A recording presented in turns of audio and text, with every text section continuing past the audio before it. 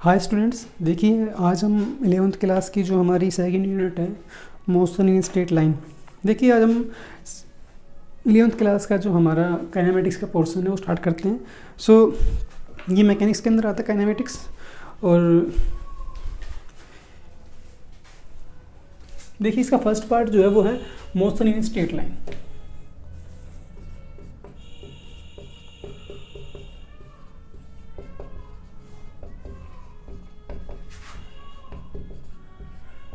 देखिए इन सब के बारे में डिस्कस करने से पहले जो है हम स्टार्ट करते हैं कि भाई मोशन होती क्या है। देखिए हम नॉर्मली अपनी डे लाइफ में देखते हैं तो कोई ना कोई ऑब्जेक्ट जो है वो मोशन में होता है। मोशन होती है कि कोई ऑब्जेक्ट टाइम के साथ अपने सराउंडिंग्स के साथ अपनी पोजीशन चेंज कर ले, तो हम कहेंगे कि वो ऑब्जेक्ट मोशन के अंदर है। अगर कोई ऑब्जेक्ट सराउंडिंग्स के साथ विद टाइम अपनी पोजीशन चेंज ना करे तो हम क्या कहेंगे कि वो ऑब्जेक्ट किस में है, रेस्ट में है। देखिए मोशन के हमारे डे लाइफ में बहुत एग्जांपल होते हैं। मोशन को समझना इतना आसान भी नहीं है और इतना हार्ड भी नहीं है। मान लीजिए कि आप अपने पेरेंट्स के साथ एक कार में ट्रैवल कर रहे होते हैं, तो आप देखते हो अंदर कार के अंदर सभी रेस्ट में होते हैं। आपके पेरेंट्स भी रेस्ट में हैं, आप भी रेस्ट में हो। बट जैसे ही आप बाहर देखते हो तो साइड के जो ऑब्जेक्ट्स होते हैं आपके बाहर, जैसे कि पेड़ लगा लो, ट्रीज, बिल्डिंग्स बोल दीजिए, वो आपको पीछे की तरफ बैकवर्ड डायरेक्शन में मूव करते हुए दिखेंगे। अब देखिए यूनिवर्स के अंदर कोई भी ऑब्जेक्ट जो है ना तो परमानेंटली मोशन में है और ना ही परमानेंटली रेस्ट में है। वो डिपेंड करता है ऑब्जर्वर की पोजीशन के ऊपर कि हमारा ऑब्जर्वर है कहाँ। तो सिंपली पहले आप मोशन की डेफिनेशन देखिए, उसके बाद रेस्ट की देखिए, उसके बाद आगे डिस्कस करते हैं। देखिए बेटा, मोशन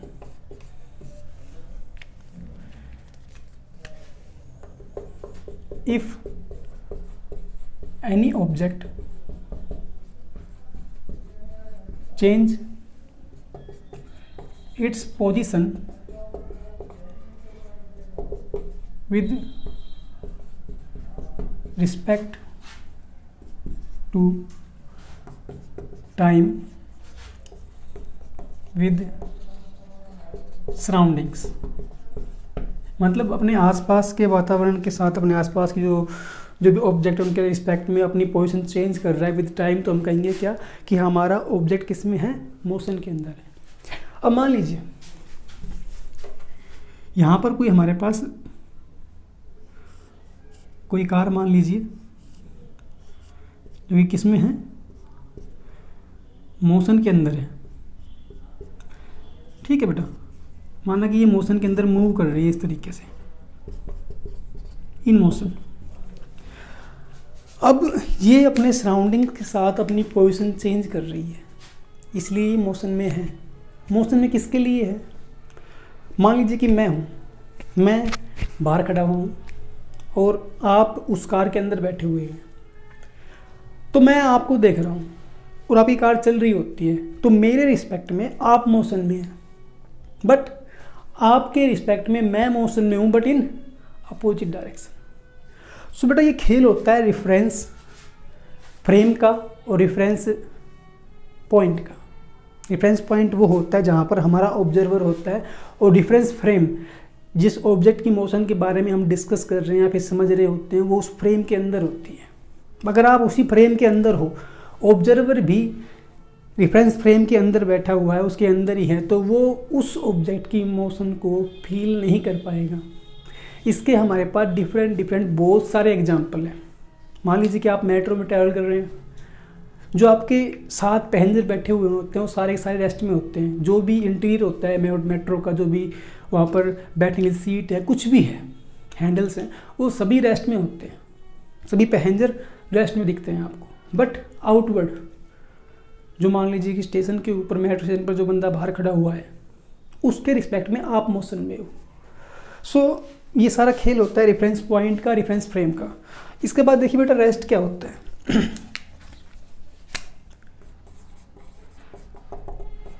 इफ एनी ऑब्जेक्ट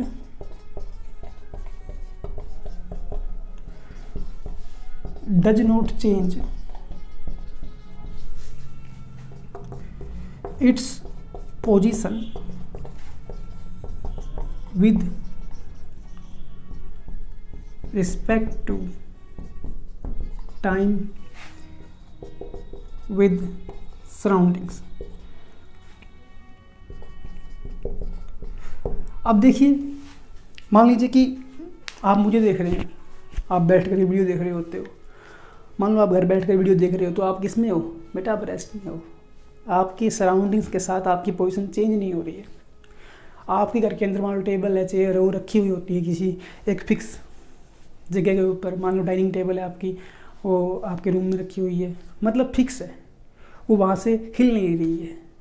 मान लो आप पढ़ रहे हैं, आपने बुक उठा करके अपनी टेबल पे रख दी, तो वो बुक उस टेबल पे रखी हुई है, उसकी पोजीशन टाइम के साथ चेंज नहीं हो रही है।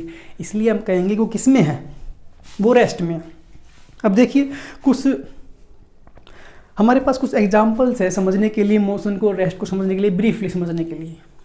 देखिए, एक तो मैंने आपको बताया कि आप बस के अंदर बैठे हुए हैं और बस के सारे पैसेंजर आपके साथ रेस्ट में हैं, बट जो चीज़ें बाहर है वो मोशन में है, इन अपोजिट डायरेक्शन। बट जो बाहर खड़ा हुआ है उसके रिस्पेक्ट में आप मोशन में हैं उस बस के साथ। उस बस का सारा पार्ट, जो भी उसके पार्ट्स हैं, जो आप उसके अंदर बैठे हुए हो, तो आप मोशन में हो। हमारा ऑब्जर्वर बाहर आ चुका है और आप फ्रेम के अंदर हैं, इसलिए उसको आप मोशन में लगते हो। और अगर आप ऑब्जर्वर हो और जो बाहर खड़ा हुआ है वो आपका उस फ्रेम के अंदर है, बाहर है, तो वो किस में है? मोशन में है। अब देखिए, इसके बाद हमारे पास एक और एग्जांपल है। देखिए, हम बोलते जनरली कि हमारी अर्थ मोशन में है, तो क्या कभी आज तक आपको फील हुआ है कि हमारी अर्थ मोशन में है? आपने कभी फील किया है इसको कि हम मोशन में मूव कर रहे हैं? अर्थ मतलब हमारी अर्थ चल रही है। किसी ने देखा होगा आपने अर्थ के ऊपर रह करके। देखिए, होता क्या है कि बताया गया है, कैलकुलेट किया गया है कि इक्वेटर के, मान लीजिए कि हमारे अर्थ के इक्वेटर के ऊपर कोई ऑब्जेक्ट रखा हुआ है, तो वो 24 आवर्स के अंदर 38,400 किलोमीटर ट्रेवल करता है विद इन 24 आवर्स। मान लीजिए कि हमारी अर्थ जो है वो अपने एक्सिस पर घूम रही है और कोई ऑब्जेक्ट इसके इक्वेटर पर रखा गया है, यहाँ पर हमारी अर्थ इस तरीके से घूम रही है, तो वापस इसी पोजीशन पर आने के दौरान, मतलब हमारा ऑब्जेक्ट जो है घूम फिर के अर्थ वापस यहीं पे आ रहा है, मतलब हमारे पास यहाँ पर मोशन कुछ इस तरीके से हो रही है। हमारी अर्थ जो है अपने एक्सिस पे घूम रही है इस तरीके से, और इक्वेटर पर जो ऑब्जेक्ट रखा हुआ था 24 आवर्स के बाद वापस अपनी पोजीशन पर आया, तो उसने जितना डिस्टेंस ट्रेवल किया वो था 38,000 अप्रोक्सीमेटली, कंफर्म नहीं है, 38,400 किलोमीटर। तो वहाँ से निकाला गया, कैलकुलेट किया गया, तो बताया गया कि हमारी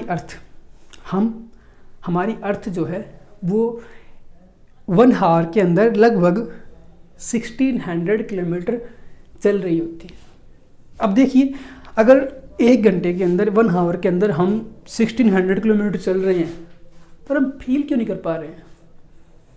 इस बात को समझिए आप। देखिए, आपका फ्रेम अर्थ है जिस पर आप उसकी मोशन देना चाहते हैं, बट आप खुद उसके अंदर बैठे हुए हैं।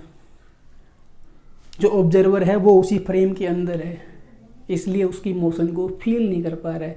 और हम भी उस अर्थ की मोशन के साथ साथ, अर्थ के साथ साथ हम भी मूव कर रहे होते हैं, इसलिए हम कभी भी अर्थ की मोशन को ऑब्जर्व नहीं कर पाते हैं। उसके बाद देखिए, एक और एग्जांपल है। हमारी अर्थ जो है लगभग 1 साल के अंदर, 1 ईयर के अंदर सन का 1 राउंड पूरा कर लेती है, अपने एक्सिस पर घूमती चलती हुई। तो देखिए, वहाँ पर बताया गया कि हमारी अर्थ जो है लगभग 30 किलोमीटर पर सेकेंड ट्रेवल कर रही होती है उस एक्सिस के ऊपर, उस ऑर्बिट के अंदर। हम उसको फील नहीं कर पाते।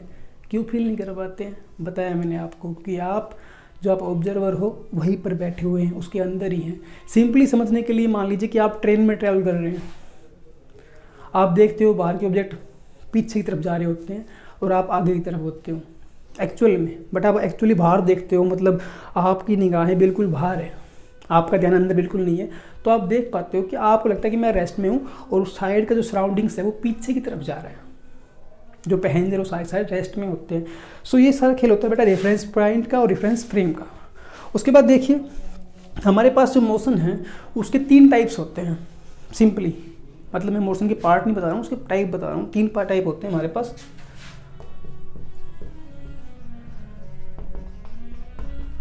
और जिनके बारे में हम आगे जा करके पढ़ेंगे।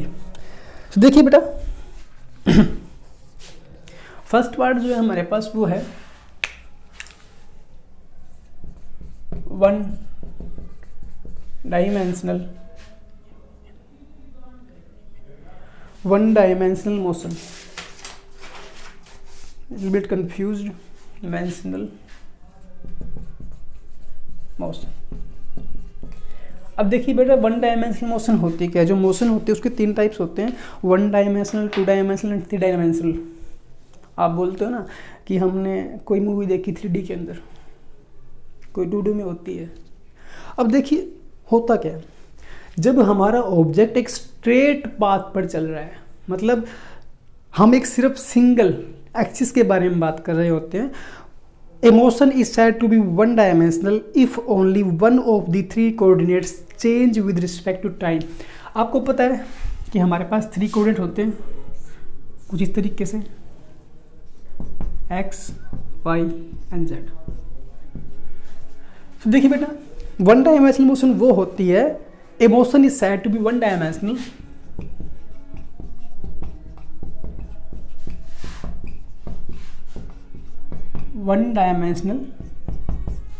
if only one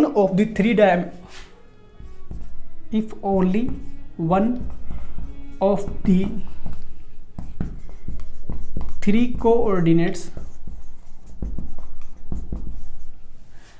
coordinates change with respect to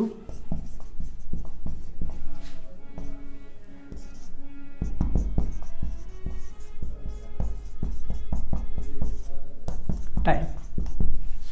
अब देखिए समझने के लिए देखिए, मान लीजिए कि हमारे पास एक स्ट्रेट पाथ है, कोई रोड है मान लो,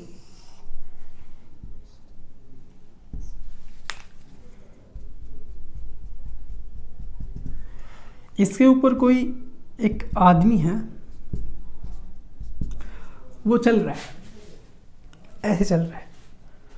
अब देखिए ध्यान से, माना कि ये हमारा एक्स एक्सिस, मान लिया हमने सिर्फ एक्स माना है, और ये हमारा वाई। तो वाई की तरफ पोजीशन में कोई चेंज नहीं हो रहा है, पोजीशन चेंज हो रही है तो सिर्फ किसके बीच, मानो कुछ टाइम के बाद ये यहाँ पर पहुँच चुका है। उसने माना कि इसकी फर्स्ट पोजीशन थी x1, अब कहाँ पर है वो बेटा, वो x2 पर है। तो सिर्फ यहाँ पर हमारा x का कोऑर्डिनेट चेंज हो रहा है, इसको बोलेंगे हम 1 डायमेंशनल मोशन। जब हमारा ऑब्जेक्ट सिर्फ और सिर्फ एक स्ट्रेट लाइन पर चल रहा है, सीधे पाथ पर चल रहा है, जहाँ पर सिर्फ हमारा एक कोऑर्डिनेट चेंज हो रहा है तीनों में से, x, y, z में से, तो हम कहेंगे कि हमारा ऑब्जेक्ट किस में है, 1 डायमेंशनल मोशन के अंदर है। देखिए इसके बाद इसके एग्जाम्पल्स हैं हमारे पास, लिख देंगे। Man walking on a straight path, train हमारे पास कोई ट्रेन है, वो running on a straight track. क्या बताया, हमारा जो पाथ है वो सीधा होना चाहिए, उसमें कुछ मोड़ तोड़ नहीं होना चाहिए, कोई भी एकदम टर्न नहीं होना चाहिए, साफ टर्न। तो वहाँ पर जाकर के हमारी 1D मोशन नहीं होगी। उसके बाद देखिए और एग्जांपल है, मान लीजिए कि हमारे पास कोई यहाँ पर एप्पल ट्री था, जहाँ से न्यूटन साहब ने जो है, सर न्यूटन ने ग्रेविटी खोज की थी। मान लीजिए कोई एप्पल जो है वो यहाँ पर था, लगा हुआ था, और वो टूट करके नीचे गिर रहा है। तो जो इसकी मोशन है ना, वो कैसी होगी, वो मोशन भी हमारे पास 1 डायमेंशनल मोशन होगी। उसके बाद देखिए हम बात करते हैं 2 डायमेंशनल मोशन के बारे में। मैं यहाँ पर सिंपली लिख रहा हूँ 2D, 2 डायमेंशनल मोशन या फिर 2D मोशन। इसमें देखिए क्या होगा, a motion is said to be 2 dimensional motion if when two coordinates of the three coordinates change, मतलब तीन कोऑर्डिनेट्स में से हमारे दो कोऑर्डिनेट्स चेंज हो विद रिस्पेक्ट टू टाइम, माना कि एक्स वाई हो या फिर एक्स जेड हो फिर वाई जेड हो, तीनों में से एक चेंज हो, मतलब दो चेंज हो, तो हम क्या कहेंगे कि ऑब्जेक्ट किस में है, हमारा ऑब्जेक्ट 2D के अंदर है। देखिए, हाँ, emotion said to be, emotion is said to be 2D if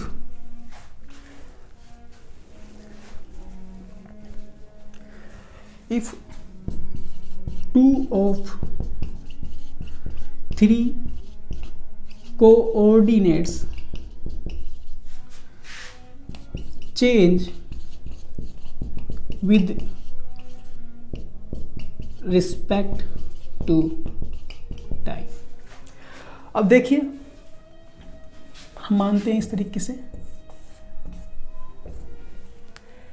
x axis and Y axis, हमारे पास माना हमने कि कोई मोशन है, उसका ग्राफ हमारे पास कुछ इस तरीके से आ रहा है। तो देखेंगे आप यहाँ पर, ये हमारे पास मानो x1 पोजीशन है, या फिर इसको आप ए पी मान लो, क्यू मान लो, ये हमारा x2 है। सो देखिए, मैंने यहाँ पर पॉइंट मान लिया P1 और P2, मतलब Q मान लो। तो आप यहाँ पर देखेंगे कि हमारे पास पोजीशन चेंज हो रही है विद रिस्पेक्ट टू टाइम। अब सिर्फ एक एक्सिस के अलोंग नहीं हो रही है, ध्यान से देखिए आप, यहाँ पर भी तो चेंज हुई है। तो जो हमारे कोऑर्डिनेट होंगे P और Q के, वो क्या बन जाएंगे, x1, y1, x2 and y2। मतलब टाइम के अनुसार हमारे कोऑर्डिनेट्स चेंज हो रहे हैं, तो हम कहेंगे दो कोऑर्डिनेट्स चेंज हो रहे हैं, तो हम कहेंगे कि हमारा ऑब्जेक्ट किसके अंदर है बेटा, हमारा ऑब्जेक्ट 2D मोशन के अंदर है। उसके बाद देखिए, इसके एग्जांपल्स हमारे पास क्या क्या होंगे। मान लीजिए a point is moving in a plane, मानो कि मेरे पास कोई इस तरीके से मान लीजिए मेरे पास कोई प्लेन है, ये प्लेन ही है हमारा। कोई ऑब्जेक्ट जो है, मान लो पहले यहाँ पर था, वो चलने लग रहा है इस तरीके से। अब देखेंगे कि आप यहाँ पर एक्स एक्सिस के अलोंग भी और वाई एक्सिस के अलोंग भी इसकी पोजीशन चेंज हुई है, मतलब यहाँ पर भी चेंज हुआ है और यहाँ पर भी चेंज हुआ है। An object is moving in a plane, example देखिए, an object moving in a plane. उसके बाद देखिए नेक्स्ट एग्जांपल, आपने कभी ना कभी कैरम खेला होगा। जब आप कैरम के स्ट्राइकर जो है उसको स्ट्राइक करते हैं, तो उसकी जो मोशन होती है वो भी 2D में होती है। उसके बाद हमारी अर्थ जो है वो घूम रही होती है, अपने एक्सिस के ऊपर रिवॉल्व कर रही होती है, तो हमारी अर्थ की मोशन भी 2D के अंदर होती है। The earth revolving around the सन।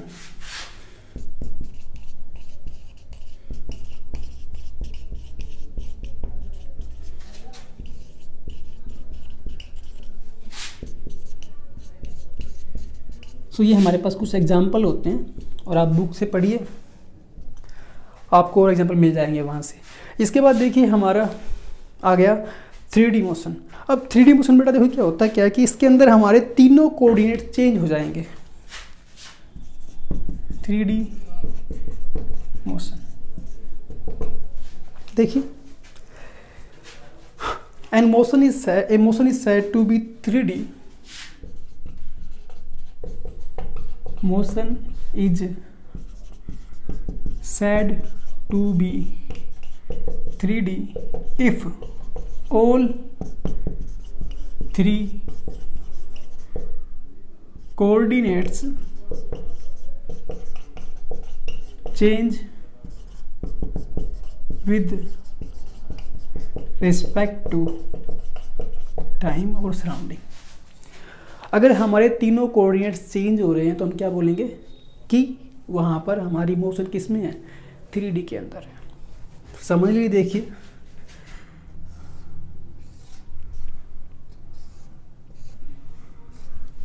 माना कि हमारे पास कोई एक मोशन है, उसका ग्राफ 3D में आ रहा है, इस तरीके से कोई ऑब्जेक्ट मूव कर रहा है। अब 3D को समझने के लिए देखिए, मान लीजिए कोई ऑब्जेक्ट स्पेस में मूव कर रहा है तो वो 3D मोशन में होगा। उसके बाद मान लीजिए कि आपके पास एक गिलास का रेक्टेंगुलर गिलास की कोई मतलब कवर मान लीजिए, कोई इस तरीके से कोई बॉक्स मान लीजिए, और उस बॉक्स के जो कोने से कोई मक्खी उड़ती है। मान लीजिए कि हमारा बॉक्स 3D के अंदर है, उसके पास हाइट भी है, ब्रेथ भी है और लेंथ भी है। मान लीजिए आपका कमरा है, आपका कमरा 3D के अंदर होता है और उसके एक कोने से कोई इंसेक्ट उड़ता है, फ्लाई करता है, और वो उड़ते उड़ते मान लीजिए बीच में आ चुका है या फिर कहीं पर भी है वो उड़ते हुए, तो आप देख पाओगे कि उसकी ब्रेथ के अनुसार भी पोजीशन चेंज हुई है, लेंथ के साथ भी और हाइट के साथ भी। तो हम कहेंगे किस में है, वो 3D मोशन के अंदर है।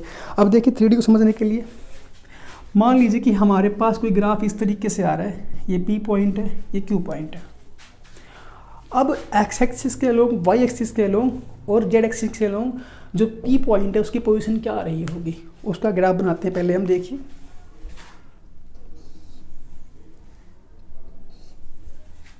मान लीजिए ये हमारा y, ये हमारा z और ये हमारा x y एंड z। सो आप यहाँ पर z मान लीजिए, यहाँ पर y मान लीजिए, कुछ फर्क नहीं पड़ता इन सब से। एक्सिस होने चाहिए हमारे पास, तीन एक्सिस हमारे पास है, x y एंड z। माना कि ये z1 है। अब देखिए y के अलोंग भी इसकी कुछ पोजीशन रही होगी, जाहिर सी बात है। तो y के अलोंग इसकी पोजीशन क्या मानी हमने, ये मानी, ये हमारा y1 है। सो x के अलोंग क्या आएगी, ये मान लीजिए हमारा ओरिजिन है, तो ये वाली जो पोजीशन रहेगी ये हमारा x1 के लिए आई। उसके बाद देखिए क्यूब के लिए मानते हैं तो ये हमारा z1, ये हमारा y1 और साथ में ओरिजिन से चेंज होकर के ये हमारा x1। तो इस तरीके से आप बता सकते हैं, दिखा सकते हैं ग्राफ के अंदर 3D मोशन को, उसके तीनों के तीनों कोऑर्डिनेट को चेंज करके। पहले x1 y1 z1 था, उसके बाद क्या आ गया x2 y2, सॉरी 2 आएगा, ये 1 नहीं आएगा, x2 y2 एंड z2 हमारे तीनों के तीनों coordinate with respect to time change हो चुके हैं। सो देखिए हम यहाँ पर लिखेंगे p के लिए क्या आएगा x1 y1 z1 and q के लिए x2 y2 एंड z2। इसका एग्जांपल लिख सकते हैं, object moving in space. Object moving in space. उसके बाद an insect is moving very fast on globe. insect is moving very fast on a globe। उसके बाद मान लीजिए कोई हमारे पास काइट है, पतंग है, वो बहुत तेज़ हवा के साथ आसमान में उड़ रही है, तो उसकी पोजीशन भी चेंज होती है तीनों एक्सिस के अंदर। ए kite is flying in a kite is flying in a windy day। देखिए हमारी काइट जो उड़ रही होती है ना, उसकी पोजीशन चेंज हो जाती है तीनों कोऑर्डिनेट के अंदर, एक्स वाई जेड के अंदर। और सबसे सिंपल मैंने आपको बताया समझने के लिए, आपके घर में कोई रूम होगा, उसके अंदर मान लीजिए एक कोने का आपने एक कॉर्नर ले लिया है और उस कॉर्नर से कोई ऑब्जेक्ट मतलब कोई इंसेक्ट उड़ना स्टार्ट हो गया, तो लेंथ के साथ, ब्रेथ के साथ और हाइट के साथ उसकी पोजीशन चेंज हो रही होती है, तो वो क्या रहेगी हमारे पास 3D मोशन रहेगी। सो बेटा देखिए आज के लिए हमारे पास यही था आपको बताने के लिए, तो आज के लिए सिर्फ इतना ही है।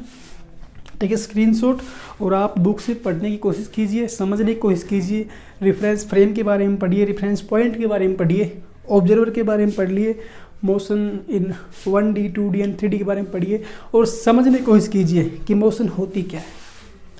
So thank you and have a nice day. मिलते हैं नेक्स्ट वीडियो के अंदर।